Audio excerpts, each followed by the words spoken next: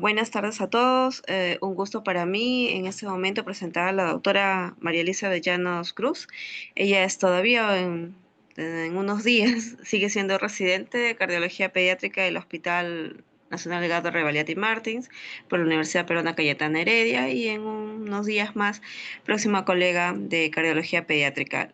La doctora a lo largo de su formación ha demostrado un compromiso ejemplar en el cuidado de los niños con problemas cardíacos, una gran empatía con los pequeños y con sus familiares y un interés particular en el caso de la electrofisiología pediátrica, lo que le ha llevado no más que a capacitarse, sobre todo en esa área. Y el día de hoy nos va a compartir sus conocimientos sobre el tema muy importante en pediatría, como son las arritmias en pediatría, tanto en el diagnóstico, en el manejo, el pronóstico. Bueno, sin más preámbulos, les dejo con la doctora Elizabeth Llanos, quien nos va a compartir su tiempo y sus conocimientos, agradeciéndole, por supuesto, por su brillante ponencia, ¿no? Adelante, Elizabeth, te escuchamos.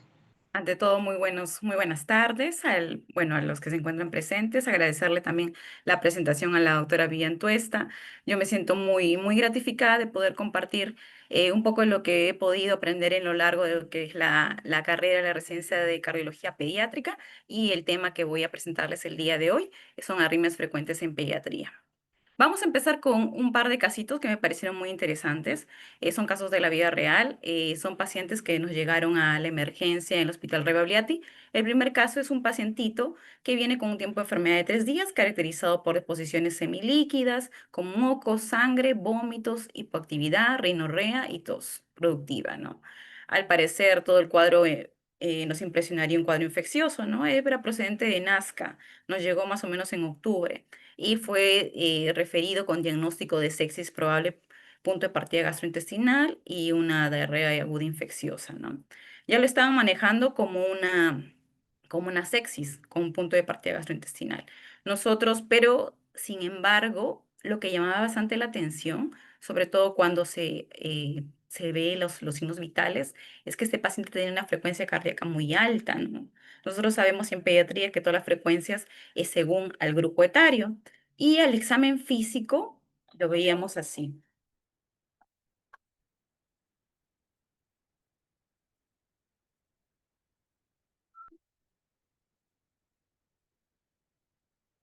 Entonces, básicamente con todo ello nosotros nos preguntamos si bien el paciente era referido por un cuadro de sepsis, había algo de trasfondo, ¿no?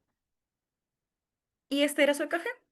Un EKG con unas peculiaridades que más adelante vamos a poder, voy a poderles, bueno, dar charla de ello, ¿no? Y el siguiente casito era un paciente, un neonato, ¿no? Que venía con taquicardia de la emergencia. La mamá lo nota muy irritable y niega otros síntomas. Por lo general, cuando nosotros tenemos pacientes en la emergencia, nos llegan niños, o en el caso de un neo, el cuadro siempre va a ser inespecífico, ¿no? Ya sea en la parte infecciosa, bueno, otras enfermedades, el cuadro es bastante inespecífico. Pero lo peculiar de ese pequeño, porque dentro de todo también cruzaba con taquicardia en el monitor, se le realiza una tira, bueno, un electrocardiograma de 12 derivadas y se ve esto de acá que nos llama mucho la atención. Entonces, ¿qué hacemos? Nosotros, ¿qué hacemos frente a esos dos casos, no? Hablar de arritmias es un tema, como vamos a ver, que ha tomado bastante importancia en los últimos años. ¿Por qué? Porque ahora se está haciendo un diagnóstico más exhaustivo. Nuestros pacientes, que son pacientes cardiópatas, tienen mayor tiempo, tienen un mejor pronóstico de vida. Entonces, los trastornos del ritmo pediátrico, como son las arritmias, van a ser bastante frecuentes, ¿no? Y nosotros hay que tenerlo en cuenta. Por eso que el tema de hoy es ese. Y la presentación clínica, como ya manifesté, van a ser vagos o van a ser síntomas sutiles. Realmente es el cuadro clínico inespecífico, ¿no? Y dentro de ello nosotros acá tenemos la conducción eléctrica del corazón, ¿no? El encargado de la marcapaso es el nodo sinusal. Nosotros del nodo sinusal vamos a ver que se va a conectar con el nodo atrioventricular. Del nodo atrioventricular van a tener dos fibras, las de His, una rama derecha y una rama izquierda, y de ahí se van a ir con las fibras de Purkinje para estimular o producir todo lo que es la contracción eléctrica, la conducción eléctrica. Y eso se va a dar gracias a un potencial de acción también cardíaco, ¿no? Entonces, nosotros tenemos que ver dónde se originan las arritmias. Entonces, es muy importante que nosotros definamos de qué estoy hablando. De una arritmia que va a ser una taquiarritmia, una bradiarritmia. ¿El origen dónde va a ser? Va a ser supraventricular, o sea, va a estar por encima del ventrículo, o va a ser ventricular. Va a estar asociado con una cardiopatía congénita o sin cardiopatía congénita. ¿Y por qué menciono ello? Porque de acuerdo a ello es que nosotros vamos a poder llegar al diagnóstico de lo que tiene el paciente, ¿no? Entonces es importante eso. Siempre cuando tengamos una arritmia o un paciente, preguntémonos, ¿no? ¿Cuál es la frecuencia? ¿Cuál es el origen? Y está asociado a algo. Y hay que hacer siempre una anamnesis exhaustiva. Bueno, acá también tenemos una tablita donde hay todo el tipo de clasificación de las arritmias, ¿no? Porque hablar de arritmias también es todo un mundo, ¿no? Igual, entonces dentro del mecanismo de acción de las arritmias vamos a tener defectos, vamos a tener los mecanismos más importantes son por automatismo, por alteración de la propagación de los impulsos y anomalía en el sistema nervioso autónomo, ¿no? Entonces vamos a tener mecanismos inclusive de reentrada, micro reentrada, macro reentrada, que van a afectar esta membrana de potencial de acción, ¿no? Y dentro de ellos, como mencionamos, una taquicardia muy frecuente y que es lo más frecuente en pediatría, porque en pediatría y a nosotros como cardiopets nos llegan pacientes con taquicardia y es por el aumento del automatismo. De todas las taquiarritmias, el porcentaje más alto se lo lleva la taquiarritmia por aumento del automatismo. Y para eso es importante nosotros que tengamos y que sepamos algunas peculiaridades de ello, ¿no? Dentro de eso es que las ondas, la P va a ser normal. Nosotros cuando vemos EKG definimos cuál es el ritmo, ¿no? Si un ritmo es sinusal o no es un ritmo sinusal, comandado por el nodo sinusal. El intervalo PR va a ser constante, va a ser una RR variable y la frecuencia por lo general va a ser menor de 220 en lactantes y menor de 180 en niños. Entonces, como ya mencioné, nosotros en pediatría trabajamos todo por grupo etario y de acuerdo a ello también nos basamos en lo que viene a ser la dosificación, nos basamos también en lo que viene a ser las funciones vitales como presión, la frecuencia cardíaca, frecuencia respiratoria, porque no va a ser lo mismo que yo tengo un bebito que tiene una frecuencia cardíaca en 130, un neo de 13 días, que yo tenga un adolescente de 15 años, 14 años que me tenga una frecuencia cardíaca en 150, ¿no? No va a ser lo mismo, va a diferir, ¿no? O yo tengo un niño que es deportista, grandecito, que tiene una frecuencia cardíaca de 60, a un bebito, un neito de 2 días que tiene una frecuencia cardíaca de 60 o tiene 50. Entonces yo tengo que para eso conocer cuál va a ser el percentil de la frecuencia cardíaca por grupo etario. Entonces llega ahí la preocupación, ¿no? En la emergencia, ¿no? Nos interconsultan muchas veces por taquicardias que son sinusales. Entonces, ¿qué hay que pensar cuando nosotros estemos frente a una taquicardia sinusal? Ya sabemos cuáles son las características de un EKG, pero sin embargo, dentro de ello engloba varias patologías, ¿no? Este paciente puede tener, sí es cierto, puede tener una taquicardia sinusal y puede tener de base un problema cardiológico, sí es cierto, puede tener algo más. Pero lo más frecuente es que estos niños vengan con otras causas que generen el hipermetabolismo y que como estimulen a estas células que son de por sí preexcitables, ¿no? Dentro de ello, la fiebre, la anemia, la hipovolemia. Tenemos muchos niñitos que vienen a veces chocados, a veces deshidratados, con diarreitas y de pronto en el monitor 160, 150 de frecuencia cardíaca, ¿no? Y si están con fiebre, esto aumenta, ¿no? La ansiedad también, ¿no? Grandecitos sobre todo, niñitas que vienen con un cuadro de repente de estrés emocional, a veces con mareos, vomitando, y le toma uno, le pone el pulsómetro y la frecuencia cardíaca también está elevada, ¿no? Bueno, en más grandes quizás ya drogas, alcohol o medicamentos pequeños que de repente cogen los medicamentos de los papitos y también, ¿no? Entonces, pero ya hemos visto que una taquicardia sinusal va a tener unas características que la van a diferenciar a una taquicardia de otra índole, ¿no? Entonces no nos tenemos que preocupar, simple y llanamente tenemos que trabajar y ver cuál fue el trasfondo de todo eso. Era un paciente que estaba anémico, era un paciente hipertiroideo, era un paciente con una infección, quizás estaba febril, bajarle la fiebre y volver a controlar lo que viene a ser la frecuencia cardíaca, ¿no? Entonces es importantísimo nosotros ante una taquicardia sinusal tener en la cabeza todas estas causas que pueden generar ello para poder discernir y dar un correcto manejo, ¿no? Bueno, en el caso de esto sería el manejo de la causa, ¿no? De lo que ha generado ello. También tenemos, muchas veces nos llegan pacientes con arritmia sinusal respiratoria, ¿no? Nos envían un EKG y en el EKG ven que el ritmo no, está pasando algo, este está rítmico, pero realmente nosotros tenemos que entender que la misma frecuencia del ciclo respiratorio, ya sea en la inspiración y la expiración, nos va a generar aumento de la frecuencia cardíaca o disminución de la frecuencia cardíaca por la estimulación del tono vagal, ¿no? Entonces hay que tener también esto presente, ¿no?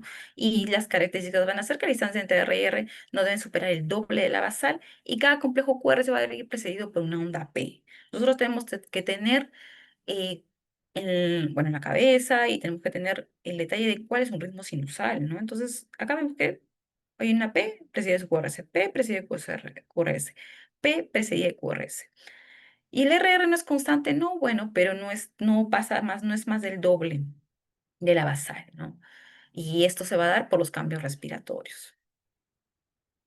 Ya yéndonos a las taquicardias supraventriculares, porque mencionamos que vamos a tener taquicardias supraventriculares y ventriculares, ¿no? Dentro de las supraventriculares, nosotros vamos a tener las taquicardias intranodales y las taquicardias mediadas por vías accesorias. Eh, Antes, cuando a veces nos llega una interconsulta y nos sospechamos en una taquicardia supraventricular, como vemos, taquicardia supraventricular engloba muchas taquicardias. Acá les he traído las más frecuentes, pero si nosotros hacemos una revisión, son varias. Entonces, es como decir síndrome febril.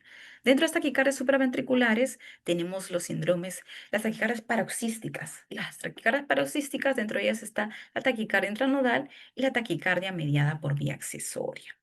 Se dice que más del 20% de las taquicardias está, lo ocupa la taquicardia intranodal y la taquicardia mediada por vía accesoria, ¿no? La taquicardia paroxística supraventricular. Y bueno, dentro de las otras taquicardias, la taquicardia auricular, la fibrilación auricular y el flúter auricular, que la fibrilación auricular no es muy frecuente, pero que también vamos a ver algunos ejemplos, ¿no? Para poder discernir y cuando veamos un EKG, poder reconocerlo. También tenemos la taquicardia y dentro de la clasificación, nosotros en el EKG nos basamos también en el ancho, en el tamaño del QRS, ¿no? Si el QRS es angosto o si el QRS es ancho, ¿no? Entonces nosotros tenemos que ver ello. Por lo general se dice que el QRS ancho es propio de una taquicardia ventricular y un QRS angosto es propio de una taquicardia supraventricular. Sin embargo, muchas veces no se va a dar de esa manera esto. Entonces, porque vamos a tener taquicardias que van a tener un bloqueo de rama derecha y nos van a simular taquicardias de QRS ancho. Entonces, hay que tener en cuenta ello. O taquicardias supraventriculares con vías antidrómicas que también nos van a simular una taquicardia con QRS ancho, ¿no? Y el intervalo RP. Si es corto, vamos a pensar en una taquicardia paroxística supraventricular por vía accesoria.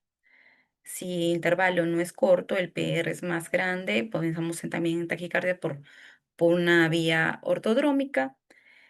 Igual si es que pensamos que si el intervalo, el PR, el RP es largo, tenemos como diagnóstico lo que podemos sospechar es una taquicardia atrial, una taquicardia atípica, una taquicardia de Kummel, como diagnóstico también de ello, ¿no? Y bueno, de ahí tenemos las taquicardias atriales y de QRS ancho, de acuerdo si es que hay un complejo QRS por un complejo, una P y es QRS, o eso no se produce de esa manera, vamos a discernir entre una taquicardia ventricular, o ya lo que les mencioné, ¿no? Una taquicardia supraventricular con un bloqueo de rama derecha, ¿no? Que es una taquicardia ventricular aberrada. El Word Parkinson White también algunos por el mismo mecanismo nos van a producir taquicardias de QRS ancho. Dentro de lo que es la taquicardia paroxística supraventricular, hay que tener en cuenta que la frecuencia cardíaca, como mencionamos en la taquicardia sinusal, la frecuencia cardíaca en lactantes no sobrepasaba los 220. En niños no era más de 180. En cambio, la taquicardia paroxística supraventricular sí.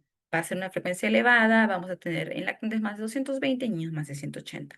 El complejo QRS va a ser estrecho y la relación ABR va a ser determinada por el mecanismo. Nos va a dar qué tipo de mecanismo es y de acuerdo a ello vamos a ver el tratamiento, ¿no?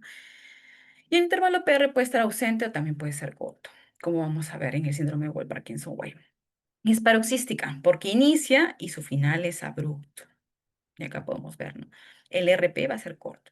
¿Cuándo decimos RP largo o RP corto? Entonces, ¿qué hacemos? Nosotros tenemos dos QRS, complejos QRS, otro complejo QRS. Lo que hacemos entre R y R, a la mitad trazamos una línea y vemos dónde cae nuestra onda P. Si nuestra onda P cae antes, es un RP corto, pero si cae después, es un RP largo. Entonces, de acuerdo a ello, nosotros viendo esto vamos a poder ver qué taquicardia paroxística es. No sé si es una taquicardia por entrada intranodal, se van a caracterizar por tener un RP corto, o una taquicardia de Kummel, que van a tener también, ellos van a tener un RP largo. Ahora, yéndonos a lo que viene a ser la taquicardia por entrada auriculoventricular, como mencionamos, vamos a tener dentro de ellas las de las vías accesorias, que es el síndrome de Wolff-Parkinson-White, que vamos a comentar más en un momento, ¿no?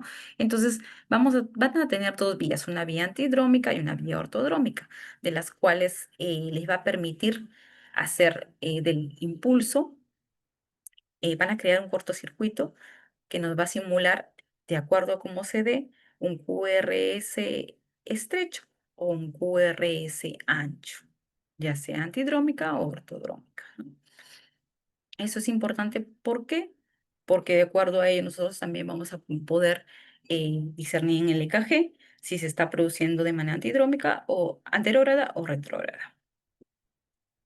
Ahora, lo que mencioné, el síndrome de Wolff-Parkinson-White.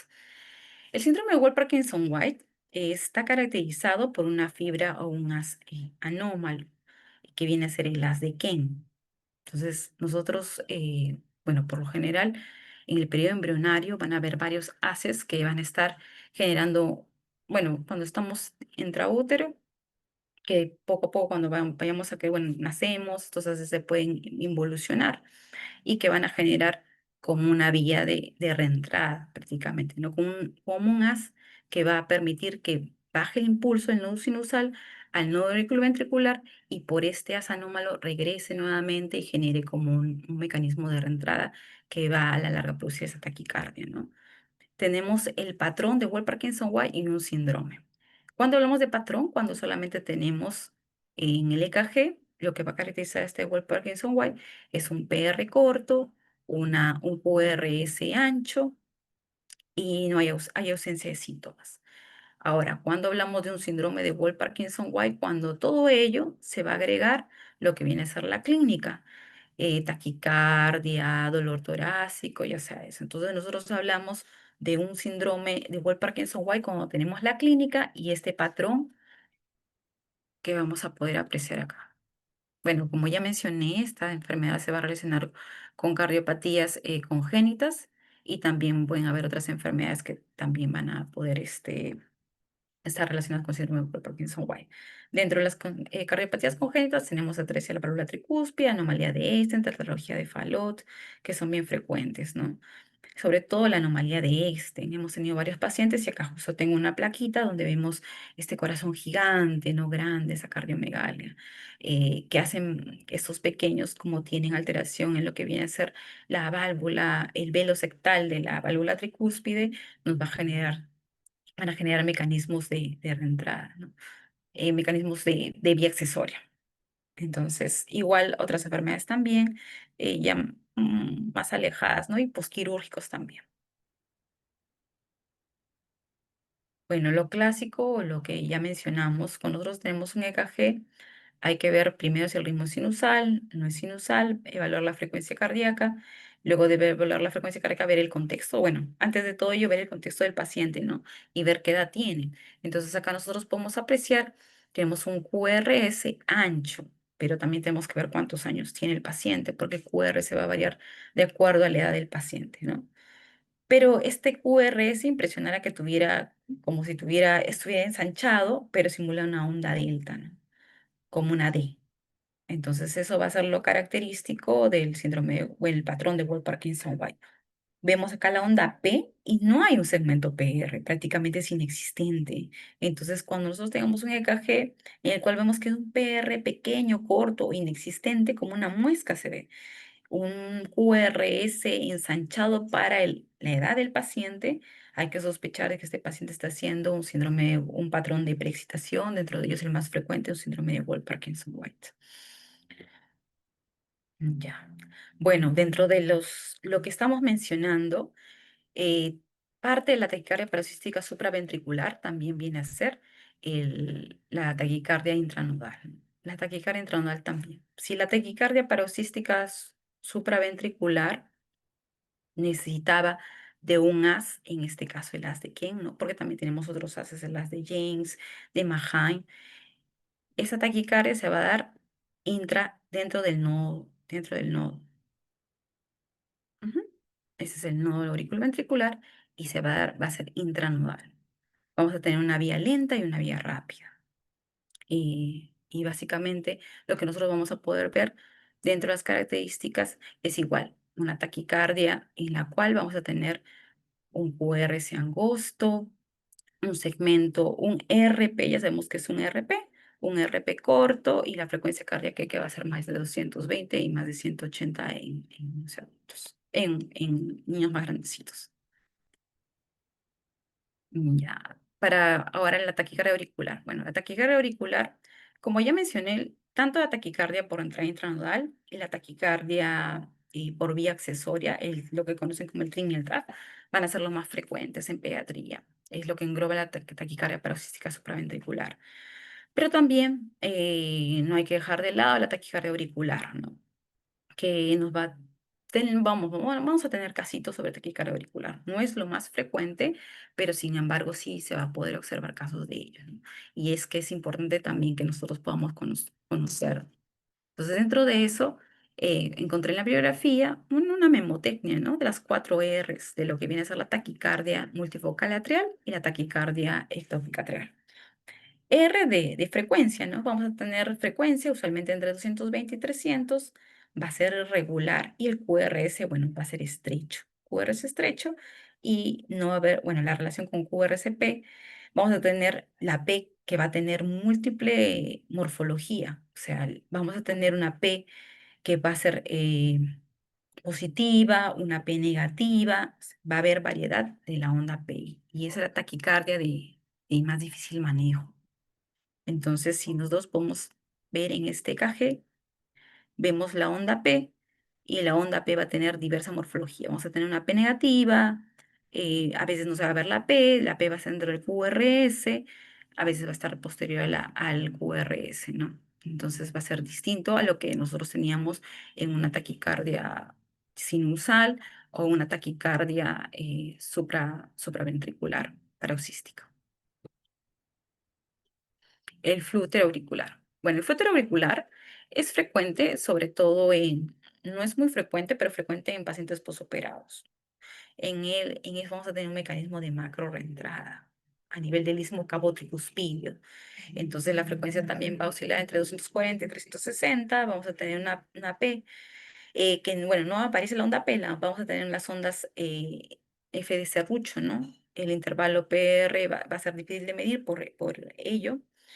Y vamos a tener, bueno, los QRS van a ser anchos por el mismo retraso de conducción que va a haber, ¿no?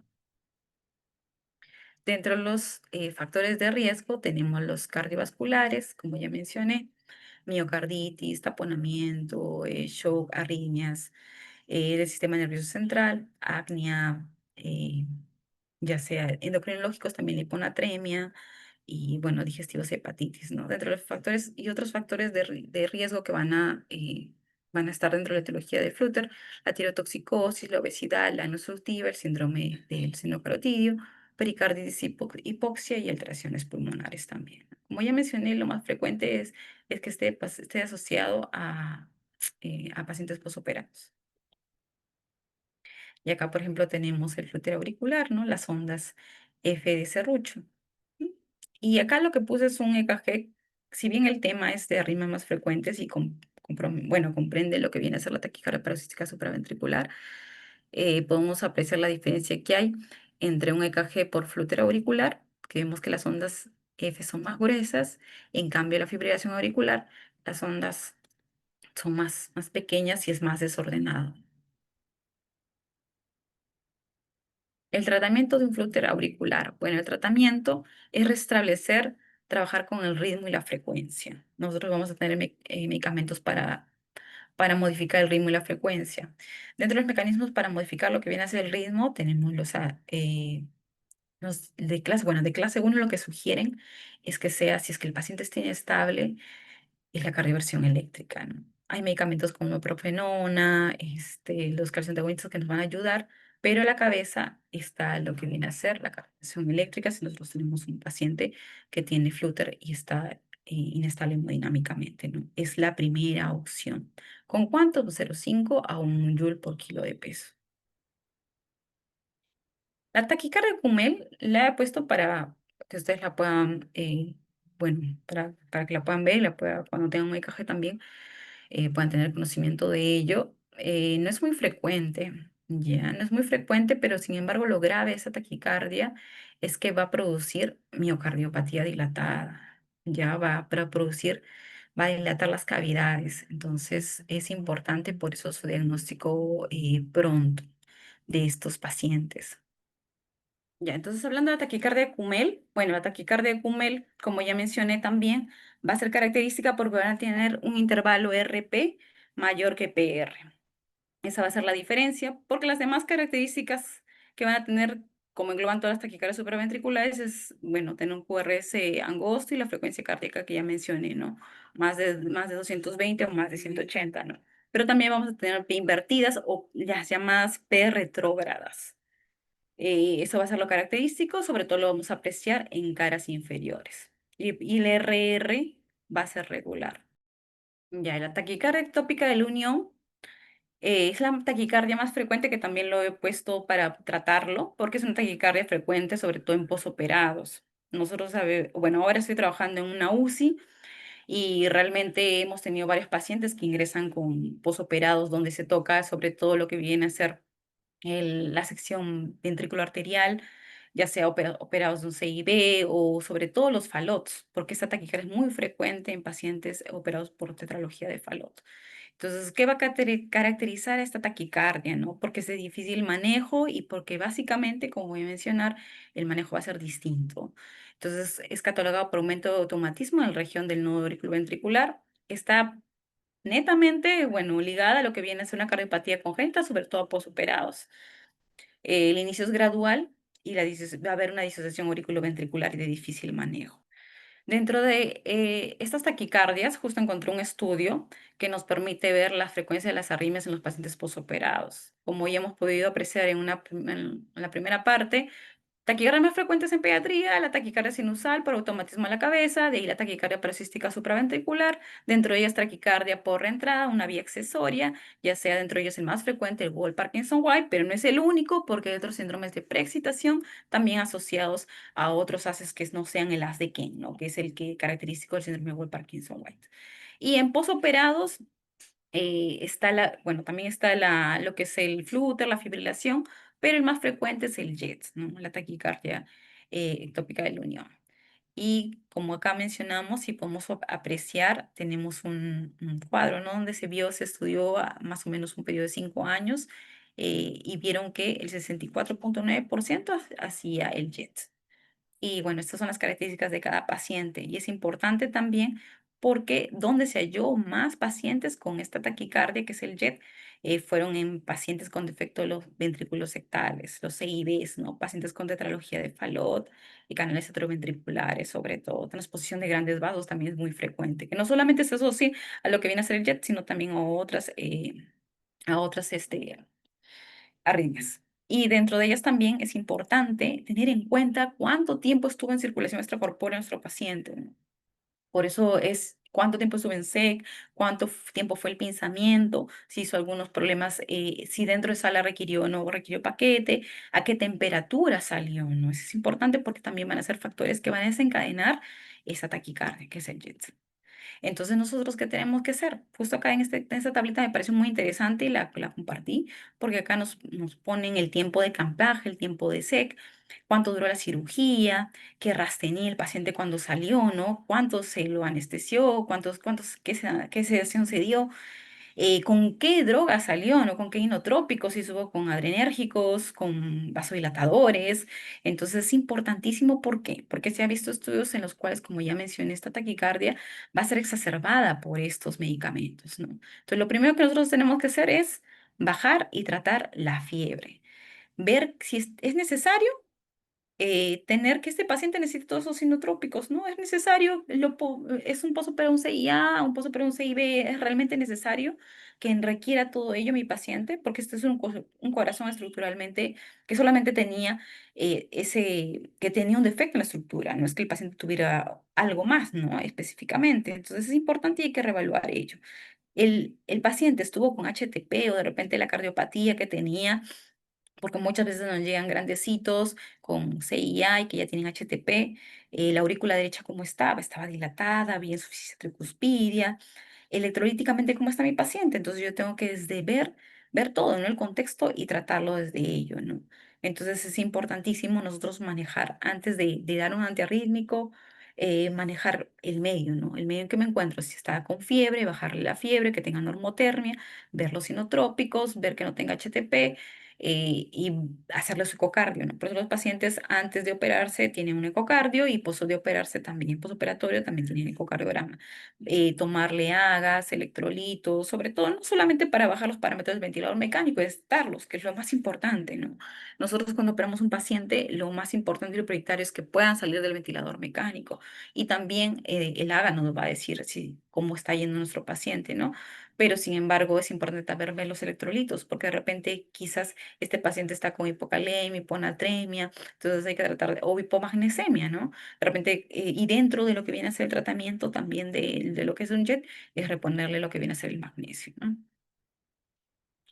Entonces, en contexto hemos podido ver todas las arritmias supraventriculares, las de vía ortodrómica, las de vía antidrómica, eh, por lo general, se podría decir que dentro de las arritmias supraventriculares, las arritmias por reentrada y por vía accesoria son las más frecuentes.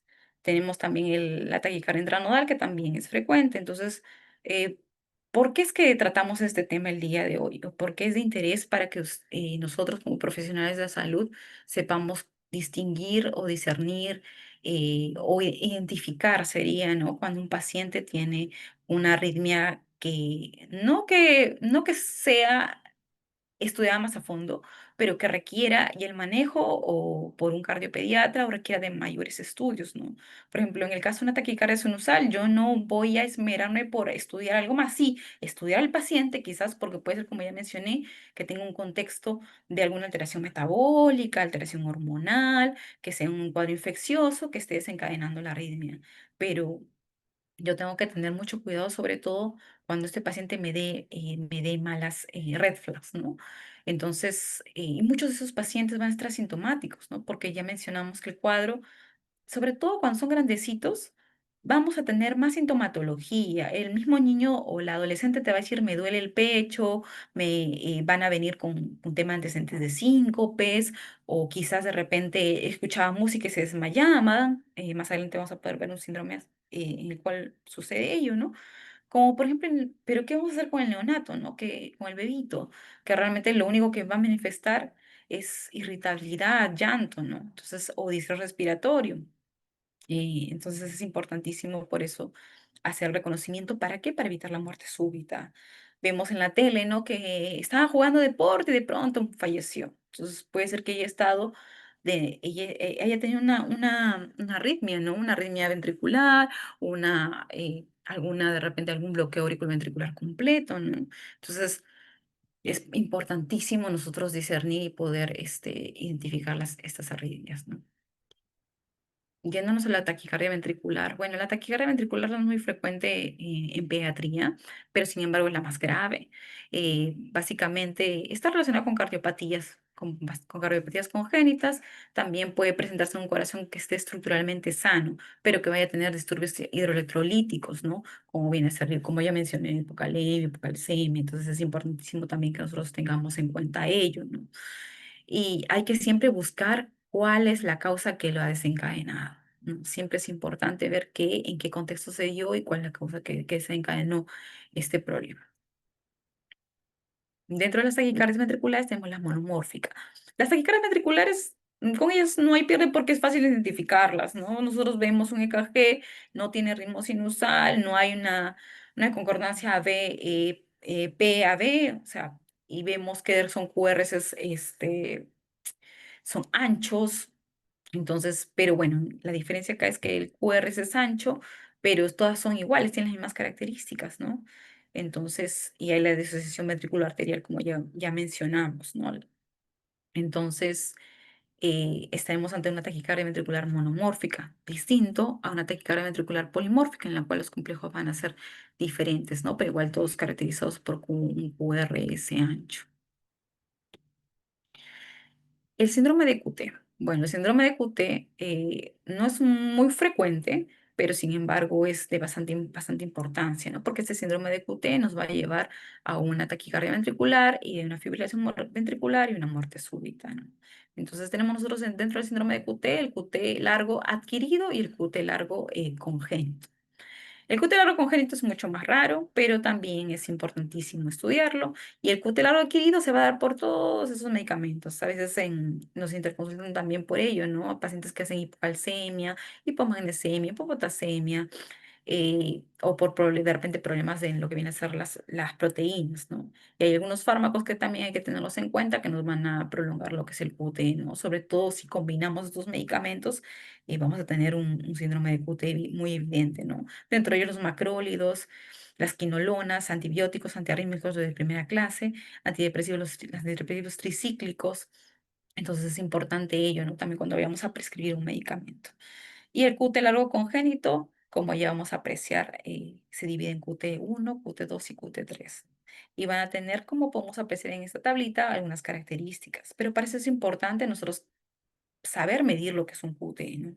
Si es un EKG nos va a poder decir absolutamente todo si somos muy acuciosos con ello, ¿no? Entonces, el QT es importante saberlo dónde medir, ¿no? Sobre todo en la derivada, en la B2, en la derivada 2, en B2 y B5, ¿no?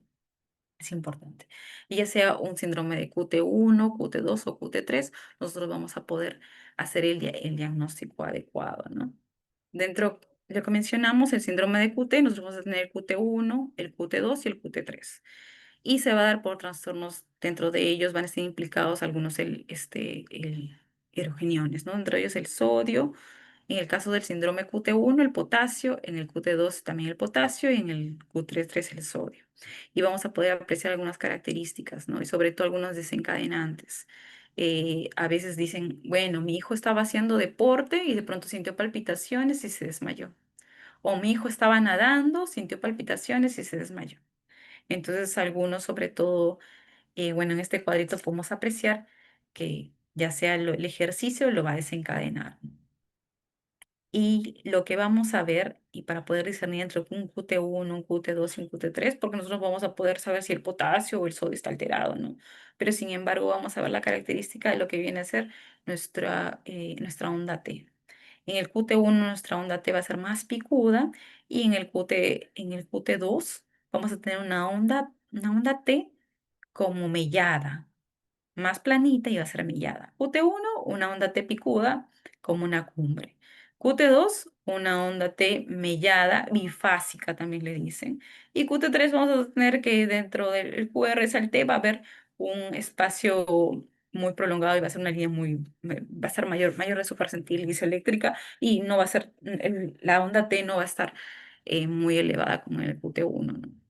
Y lo más grave del síndrome del QT3 es que se puede desencadenar con el mismo sueño, ¿no? Son pacientes que están durmiendo y que pueden fallecer durmiendo, pueden hacer muerte súbita, ¿no? Entonces es importante por eso hacer el diagnóstico. Si bien es cierto, no es frecuente, pero ya hay estudios acá haciendo la revisión de ello. En un hospital del MINSA hicieron una revisión de casos de QT. Encontraron 4 casos de QT, en los cuales los más frecuentes creo que eran el QT2, si no mal recuerdo, ¿no? Y bueno, el tratamiento también el seguimiento del tratamiento es importante. ¿Por qué? Justo acá lo he puesto, ¿no? Porque estos pacientes no pueden hacer la torsada de Pointes, ¿no? La taquicardia ventricular polimórfica que nos va a llevar a síncope y a muerte súbita, porque va a hacer que este paciente tenga una fibrilación ventricular. Bueno, acá también mencionarles, ¿no? Lo que ya revisamos del QT y la diferencia que va a haber en lo que viene a ser la onda T. Y cuando nosotros podemos decir que un QT es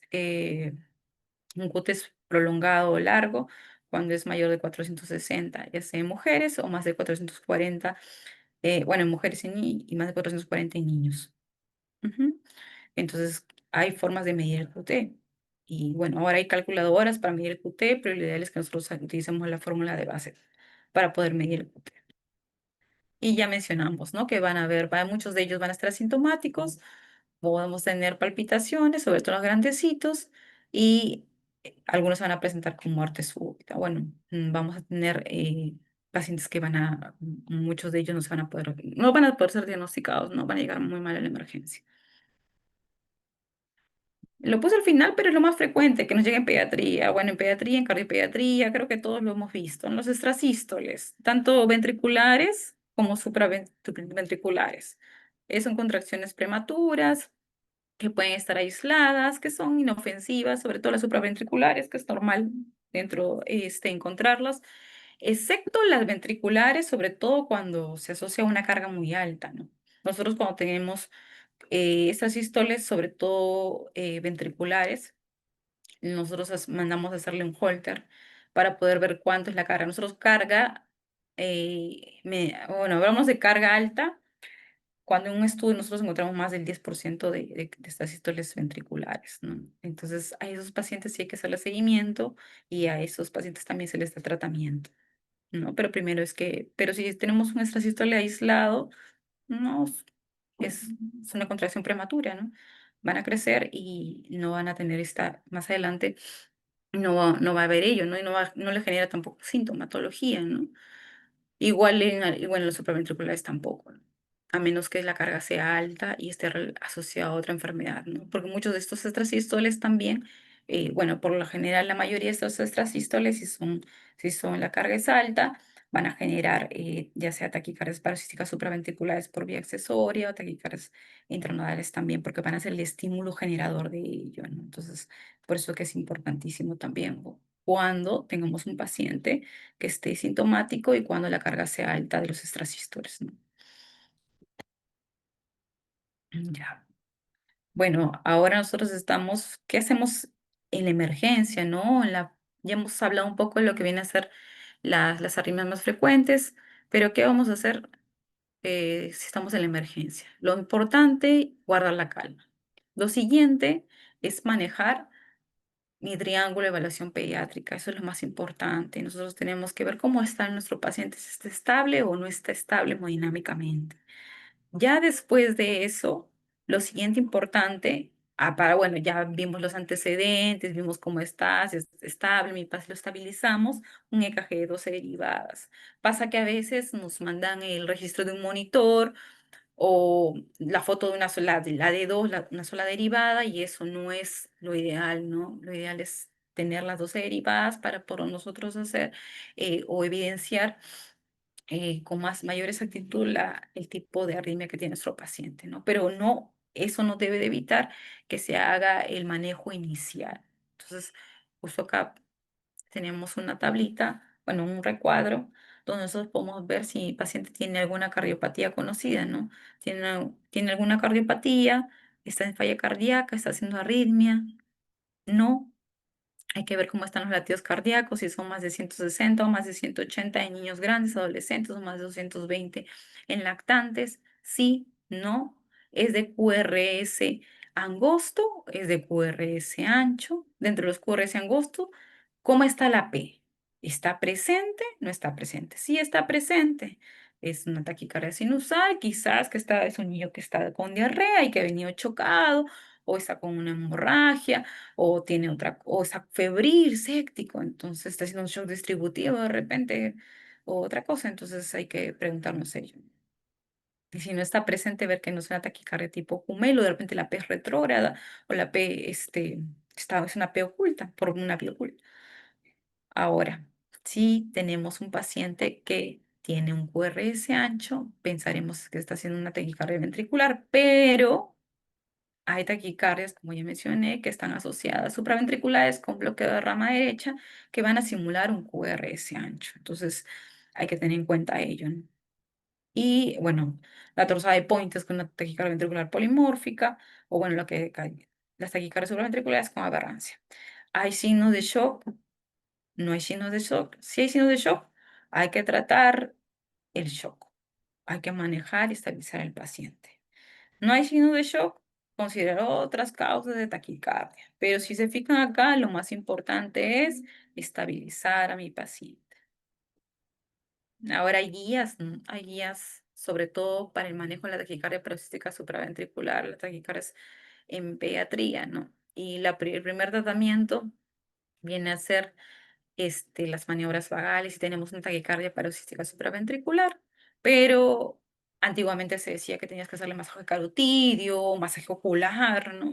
Hace 10 años, ¿no? Pero que eso no le vas a hacer a un neonato, a un bebito, ¿no? Entonces muchas veces nosotros en emergencias, son niños grandes y pueden colaborar, les hacemos soplar un- una jeringuita o les hacemos si son más chiquititos, un poquito de compresas heladas en la frentecita, o si no, de repente, a veces pujar, ¿no? Para poder estimular es el vago y que esta frecuencia cardíaca pueda disminuir, ¿no? Pero en una primera instancia son las maniobras vagales. Ahora muchas veces no es factible, si el paciente está hemodinámicamente inestable, no. Pero si lo permite y está estable hemodinámicamente, como vamos a ver más adelante en un video, sí, hay que hacerlo, ¿no? Y lo siguiente, y que también tiene buen nivel de evidencia, es la adenosina, ¿no? Que la adenosina se podemos dar hasta a repetir 3 bolos y no hay problema, ¿no? Porque también, pero hay que saber cómo administrarla también la adenosina, porque pasa que a veces nos avisan y nos llaman, doctora, no responde la adenosina a mi paciente, pero que como le han aplicado lentamente, le han aplicado así en bolo, así rápido, por eso siempre había un doctor que nos decía que la adenosina se aplica en bala, no en bolo, porque tiene que ser rápido para que pueda llegar al corazón, tiene que ser con una llave de triple vía. ¿Por qué? Porque esta adenosina tiene menos de 10 segundos de vida, entonces es poquísimo el tiempo. Si uno no lo aplica rapidísimo, se va a quedar en la vía. Entonces uno va a ponerle y va a decir, no, no mejora, doctora, va a seguir poniéndole y no va a mejorar. Entonces es importantísimo que nosotros podamos estar seguros de la correcta administración de la adenosina, ¿no? Entonces, igual también este es un cuadrito que les voy a dejar también acá, ¿no? Si el paciente está inestable o si está estable. Si está inestable no hay forma, ¿no? En ese momento no nos vamos a poder, ya, sí es cierto, evaluamos nuestro triángulo de evaluación pediátrica, nuestros antecedentes, todo, pero inestable, el mismo PALS, todo lo que nosotros sabemos del PALS, el cardiovertimos. Y de ahí damos tratamiento. Todavía seguimos usando la amiodarona y en otros países sí hay otros medicamentos como flecainamida, esmolol, procainamida, pero la amiodarona no se debe utilizar, sobre todo porque tiene bastantes efectos adversos en el paciente pediátrico. Pero bueno, en el país contamos con la amiodarona, igual se ha visto estudios en los cuales se ha visto otros medicamentos como son flecainamida, propafenona, que tienen buena efectividad, ¿no? Pero yo creo que con la adenosina muchos de nuestros pacientes mejoran, ¿no? Pero si no, bueno, seguiría la amiodarona, ¿no? Igual, pero si está estable, sí podemos darnos el chance de darle maniobras vagales y bueno, de ahí repetir la adenosina en un primer bolo de 0,1 a 0,2, de ahí vamos subiendo a 0,2 a 0,3, de 0,2 a 0,6, inclusive hay bibliografía que reporta, ¿no? Que se le puede dar con un máximo de 12 a 18 miligramos, sobre todo porque tenemos niñitos grandecitos. Ya. Ahora, si estamos con un paciente que tiene, ese es cuando estamos con un paciente que tiene taquicardia QRS estrecho. Ahora estamos con un paciente que tiene taquicardia QRS ancho, ya nos imaginamos todo lo que puede ser, ¿no? Sobre todo taquicardia ventricular. Entonces, si está inestable, cardiovertimos. Pero, y podemos darle una segunda carga. La primera carga de 1 a 2 joules y la segunda carga de 4 joules por kilo de peso. Y si no mejora, tenemos que hacer todo lo que es la secuencia del PALS. Igual también, si es que está en paro cardiorrespiratorio, toda la secuencia del PALS. Pero hay que recordar que cardioversión es distinto de desfibrilación, ¿no? Entonces son cosas muy distintas también, ¿no? Entonces cardioversión viene a ser una descarga sincronizada. Nosotros tenemos que hacerlo de manera sincronizada. En cambio, la desfibrilación no, nosotros no sincronizamos nada. O sea, se da, es no sincronizada. eh, ¿En qué casos nosotros podemos dar lo que viene a ser una taquicardia, una desfibrilar en una taquicardia ventricular sin pulso, en la fibrilación ventricular, ¿no? Cuando el paciente está, bueno, por lo general el paciente está inconsciente, no está inestable, ¿no? Es de mucha energía. En cambio, en la cardioversión, donde se utiliza la fibrilación auricular, en el flúter hemos mencionado, ¿no? Primera línea de tratamiento en flúter, cardioversión eléctrica. Y el paciente tiene que ser sedado. Son bebitos, van a sentir, les va a doler, entonces hay que sedarlos, o los adultos también hay que sedarlos, ¿no? Y van a tener menor energía, menor descarga. Han visto que acá es de hasta 4 joules, ¿no? En cambio, en una cardioversión va a ser menor la carga.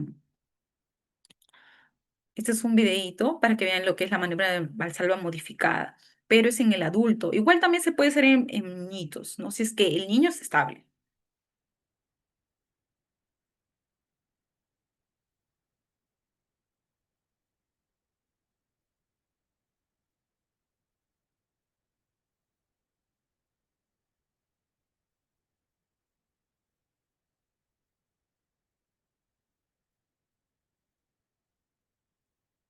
Ahí le están dando la jeringa. Bueno, en nuestro caso también puede ser una jeringuita o una pajita, de repente un sorbete, lo que se tenga a la mano, ¿no?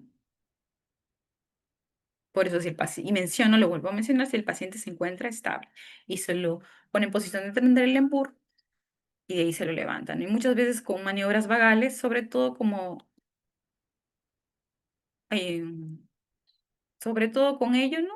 Soplando esta jeringuita con presión, sacándole la aguja, por favor, sacándole la aguja, nuestros pacientitos mejoran, ¿no? Y ya hemos tenido varios pacientes con maniobras vagales que han mejorado. Si no, y utilizamos la adenosina y también nos ha ido muy bien.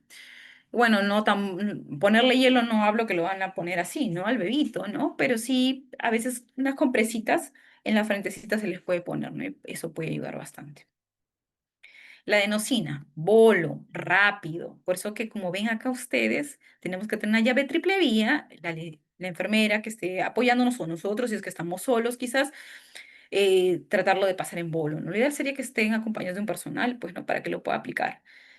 Y como ya mencioné, hasta 18 miligramos lo podemos dar de acuerdo al esquema y con un suerito fisiológico para que pueda ayudar a que pueda también esto pasar más rápido. Y la adenosina no solamente se utiliza para tratar, sino también se utiliza para poder, como va a bloquear y va a actuar a nivel del nodo auriculoventricular, nos va a permitir ver o poner de manifiesto algunas arritmias que no se podían ver cuando se encontraba en el episodio de una taquicardia, ¿no? Entonces es importante también para poder nosotros ver eso, visualizar eso. Ya. Entonces, como ya mencioné en este cuadrito, la adenosina nos permite no solamente hacer diagnóstico, sino también, no solo nos permite dar tratamiento, sino también hacer diagnóstico. Bueno, básicamente ello, lo que mencionaba acá es que el estudio electrofisiológico es importantísimo. Sí es cierto que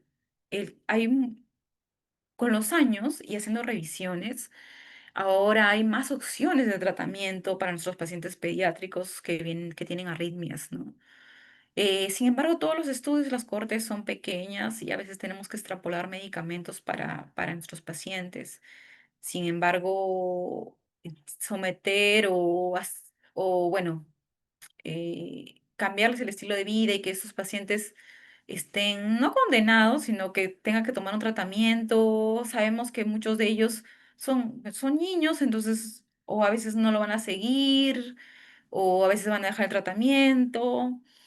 Y como ya comenté y mencioné, arritmias que van a llevar a hacerte miocardiopatía dilatadas como la de Kumel. Entonces es importante que si es que ese paciente pueda esa arritmia resolverse con un procedimiento, con un tratamiento intervencionista, se ha resuelto de esa manera, ¿no? Y había mucha duda con lo que viene a ser la ablación, pero se ha visto que con los años, sobre todo, hay mucha seguridad en ablacionar pacientes, sobre todo mayores de 15 kilos. Sí es cierto que todavía hay como que una brecha y no hay cortes tan grandes en pacientes menores de 15 kilos, pero han salido estudios y reporte de casos en los cuales ha sido muy seguro, ¿no?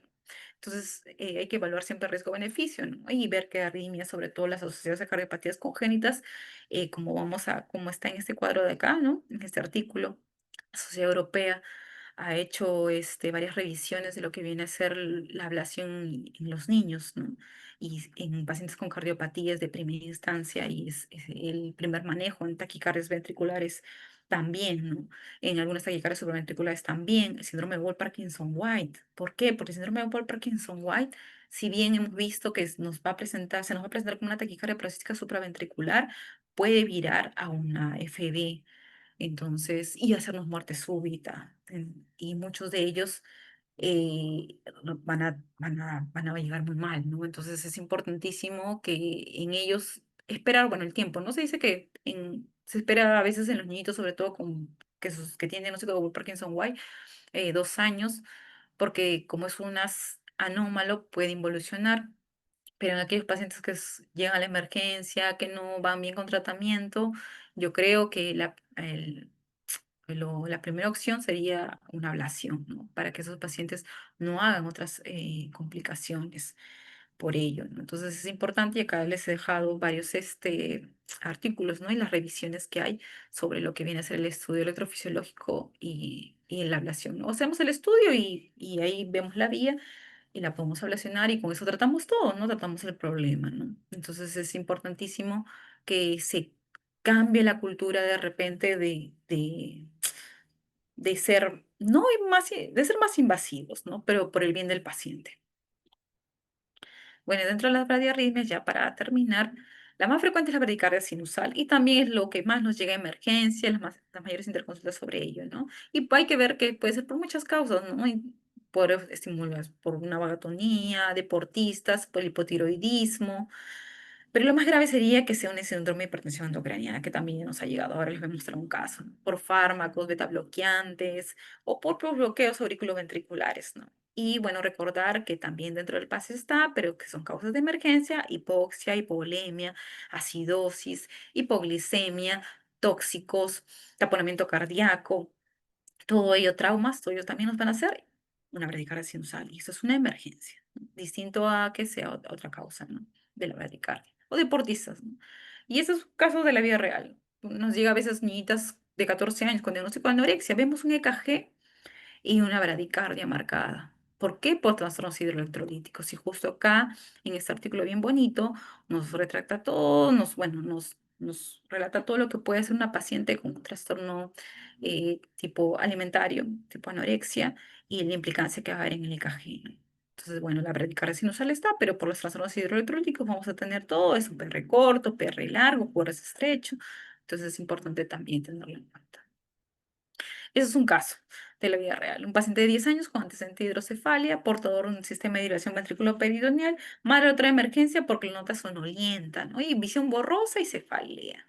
Pero la paciente, como la iban a hospitalizar y estaba séptica, entonces decidieron colocarle, programarla para un CBC, le mandan un EKG y en el EKG encuentran bradicardia. Si vemos acá, uy, 1, 2, 3, 4, 5, 6, 7, 7, 307, como 40 creo de frecuencia cardíaca le sale. Entonces 45. Y era una niñita de 10 años, entonces esto no es habitual, ¿no? Por eso cuando siempre ustedes se evalúan en EKG tienen que ver la edad, ¿no? Muchas veces nos mandan un EKG sin no, bueno, sin nombre no hay problema, pero nos mandan un EKG sin edad, nosotros no sabemos en qué contexto nos encontramos, ¿no? Entonces, en este caso, ¿cuál sería el diagnóstico? ¿No? Es una bradicardia sinusal, tiene cefalea, tiene vómitos en un contexto de una hidrocefalia, estamos ante una triada de Cushing, ¿no? Hipertensión endocraniana, que sería grave, entonces hay que también tenerlo en cuenta. Y los bloqueos auriculoventriculares, de primer grado, que ya conocen, bueno, muchos de nosotros los presentes Sabemos que un bloqueo de primer grado es un inocuo en pediatría. Vamos a tener un PR, se va a caracterizar por tener un PR alargado, pero va a ser constante. PR para el percentil de edad, alargado y constante. En un bloqueo segundo grado vamos a tener el MOVIX 1 y el MOVIX 2. En el MOVIX 1 vamos a tener un PR que se va alargando y se va alargando y se va alargando y se va alargando hasta que deja de conducir. En un PR, en un MOVIX 2, en cambio no, el PR va a ser regular, pero de pronto de la nada no conduce. Es regular, PR largo, PR largo, mismo tamaño y de pronto deja de conducir. Y un bloqueo de tercer grado, con ese no hay pierde porque están disociadas las aurículas de los ventrículos, trabajan cada una por su lado. Dentro de las causas de los bloqueos, vamos a tener pacientes asociados a cardiopatías congénitas. Como ya les mencioné, puede ser dentro de la transposición de grandes vasos, anomalía de Einstein, eh, defectos atrioventriculares. En pacientes posoperados también es bastante frecuente los bloqueos. Si en taquiarritmias el más frecuente es el JET, en las bradiarritmias los bloqueos. Y justo tenemos un pacientito que nos está haciendo un bloqueo de tercer grado, posoperado, una tetralogía, de una doble vía de salida de ventrículo derecho, tipo tetralogía de Fallot, una cardiopatía muy compleja que entró a corrección y está cursando con un bloqueo de tercer grado. Ahorita está con un marcapaso temporal, pero según las guías, bueno, que ahora voy a mostrar, ella es indicador de más de 7, mayor o igual a 7 días de un marcapaso definitivo. Entonces, es bastante frecuente en pacientes posoperados. Y bueno, acá tenemos un ejemplo de un paciente, pero que es un bloqueo auriculoventricular de tercer grado, ¿no? Mire, como ya mencioné, las aurículas están por su lado y los ventrículos por su lado. Este paciente, bueno, fue sometido a una colocación de marcapaso definitivo. Ahora también, y bueno, es un casito tan, no, eso es sacado de internet, pero sí hemos tenido en mi servicio un casito de una paciente, una mamita que tenía diagnóstico de hipotiroidismo, artritis reumatoide, y cuando nace su bebé le dicen que tiene bradicardia, le tenía frecuencia cardíaca en 50. A la mamá le hacen más estudios y descubren que la mamita tiene lupus. Entonces el bebito todavía nació con lupus neonatal y por ende lupus neonatal, y hay bastante bibliografía y bastantes estudios sobre eso. Los anticuerpos o ROLA se han relacionado sobre todo con lo que viene a ser el bloqueo AB congénito. Entonces, los pacientes, cuando tengamos mamitas que tienen enfermedades autoinmunes, hacer hincapié en ver cómo, y nos interconsultan nosotros, ¿no? Siempre nos interconsultan y está muy bien porque nosotros que debemos sospechar que este bebito, si lo vemos con bradicardia, puede ser un bloqueo, ¿no? Y hay que ver cómo va. En este caso, nuestro paciente tenía un bloqueo de segundo grado tipo MOVIS 2, que ahí viró a bueno, un tercer grado, y bueno, ahora está en otra institución para ver la posibilidad de un marcapaso, ¿no? Porque también estaba haciendo clínica, entonces es importante todo eso. Dentro de las guías encontré la de PACES, donde el 2021, donde es un consenso para ver las indicaciones de marcapaso en pediatría. Dentro de ellas, bueno, tenemos, es una guía bastante extensa, pero he traído en 3 diapositivas, lo he podido resumir, ¿no? Sobre todo en pacientes con bloqueo auriculoventricular.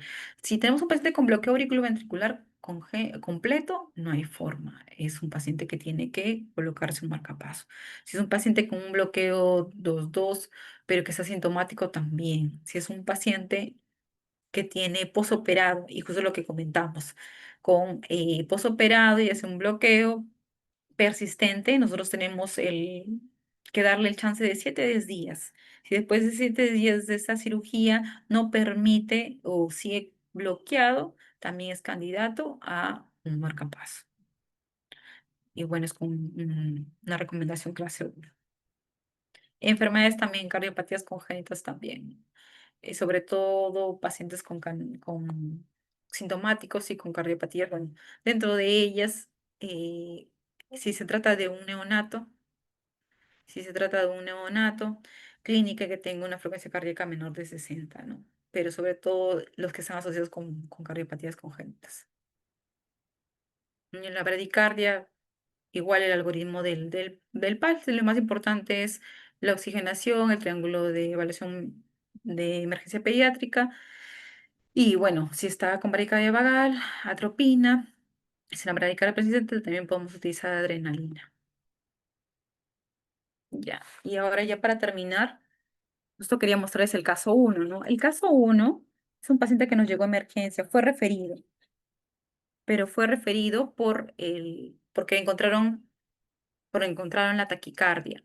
Entonces, ese pacientito cuando llegó presentaba frecuencias cardíacas 250, 220, se le colocó adenosina en la emergencia, nos interconsultan a nosotros y nosotros vimos el EKG que les mostré el anterior, pero nos llama la atención este EKG que fue posadenosina. Como ya mencioné, la adenosina va a actuar a nivel del nodo auriculoventricular y va a bloquear y va a permitir que estas vías accesorias puedan ser vistas, nos va a poder dar luz de lo que es esta arritmia, ¿no? Y como podemos apreciar aquí, tenemos un PR cortito, bueno, el EKG no es tan bueno, pero un PR cortito y un QRS ancho en forma de una onda delta, ¿no? Entonces, el paciente fue un Parkinson White, un bebito de 2 mesecitos era.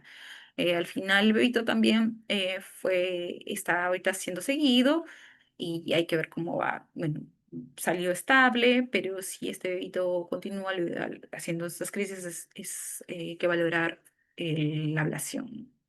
Pero por el momento se fue estable. Y ese es el caso 2. Bueno, el caso 2 fue un pacientito que tenía las ondas F de Flutter, ¿no? Y al final se cardiovertió y mejoró. Y actualmente está estable, el paciente igual lo seguimos, pero fue un Flutter, bueno, hay Flutters que son de difícil manejo, en este caso no. Flutter auricular. Entonces, con conclusiones, es importante siempre registrar un electrocardiograma y tener las 12 derivadas.